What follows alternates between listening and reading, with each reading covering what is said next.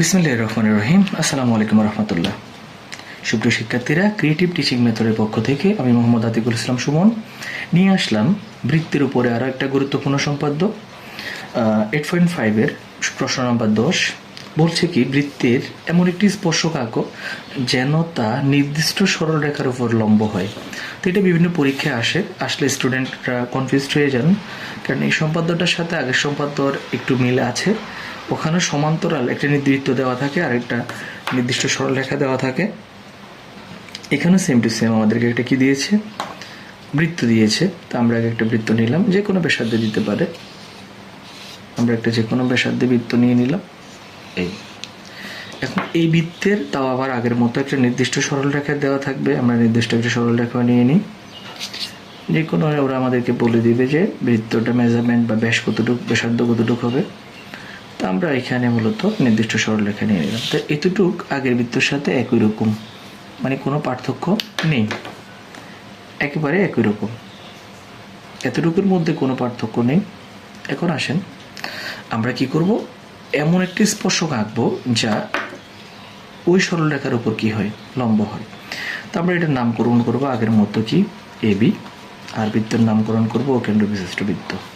এখানে same to same আগের মতো একবারে 9 নম্বরের মতো যতটুকু কাজ করেছি এখানে ততটুকু কাজ আগে করে ফেলবো।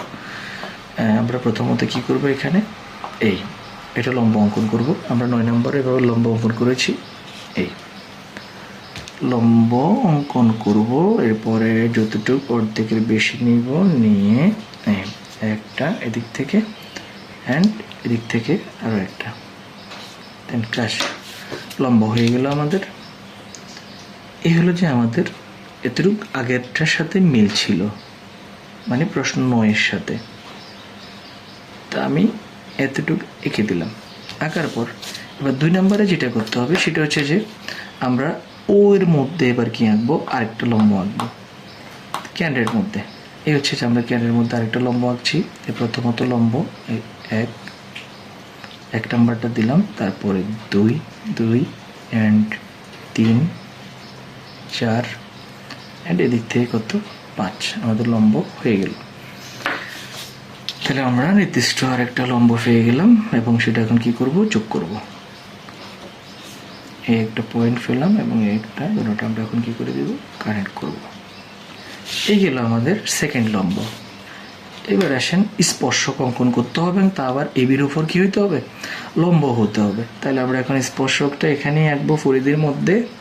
একটা জিনিস আমরা এখন খেয়াল করব, দেখেন আমরা এখানে আগে লম্বটা আঁকি 1, এটা যদি এরপরে এখানে বসিয়ে 2 অ্যান্ড তারপর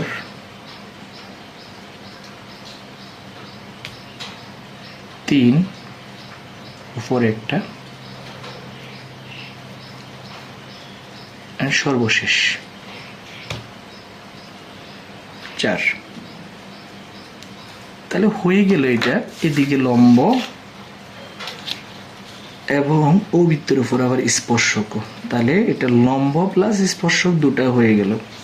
এটা হচ্ছে যে দেখেন এদিক থেকে লম্ব, তাহলে ও এবির উপর কি হলো, লম্ব হলো, প্লাস ও কেন্দ্রবিশিষ্ট বৃত্তের উপর আবার কি হলো, একটা স্পর্শক হলো। আমরা যদি এটা ডি বিন্দুতে, তাহলে ডি বিন্দুতে আমরা একটা এডি স্পর্শক পাচ্ছি।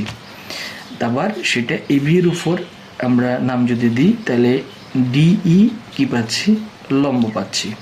তাহলে এই হলো যে শিক্ষার্থীরা আমাদের 8.5-এর 10 নম্বর আর 9 নম্বর প্রশ্ন। এর আগে আমরা গত ক্লাসে আলোচনা করেছিলাম। তাহলে আশা করি দুইটা সম্পাদ্যের মধ্যে পার্থক্যটা আমরা বুঝতে পেরেছি। তো এই হলো যে সম্পাদ্য 10। ধন্যবাদ সাথে থাকার জন্য। আল্লাহ হাফিজ। আসসালামু আলাইকুম রহমতুল্লাহ।